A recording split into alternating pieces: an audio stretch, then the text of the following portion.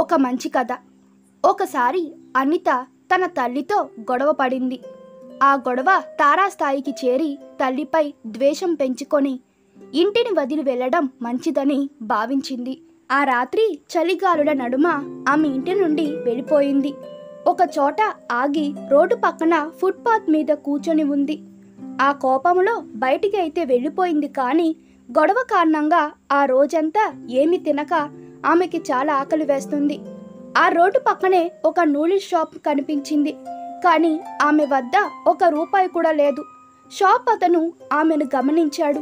అతను ఆమెను లోపలికి ఆహ్వానించి నూడిల్స్ ప్రిపేర్ చేసి తినమని ఇచ్చాడు. అనిత అతనికి నా దగ్గర డబ్బులు లేవు అని చెప్పింది. ఆ షాప్ అతను నవ్వుతూ నాకు డబ్బు ఇవ్వనవసరం లేదు, ఫస్ట్ నూడిల్స్ తిను అన్నాడు. తను ఆ షాప్ అతనికి థ్యాంక్స్ చెప్పి ఆ నూడిల్స్ తినసాగింది. నూడిల్స్ తింటూ తన కథను చెప్పింది. షాప్ అతను ఒక ప్లేట్ నూడిల్స్ ఇచ్చినందుకు నువ్వు నాకు మనస్ఫూర్తిగా థ్యాంక్స్ చెప్పావు, కానీ నీ తల్లి నిన్ను పెంచింది, ఎన్నోసార్లు మంచి ఆహారాలు వండి పెట్టింది, ఆమెకు నువ్వు ఎంతగా కృతజ్ఞత తెలపాలని అడిగాడు. మన జీవితంలో ఉన్న మనుషులను, వారు మన కోసం చేసే పనులను కాలక్రమంలో మర్చిపోతాం. ఎంత చేసినా ఏమి చేయలేదు అనే అనుకుంటాం.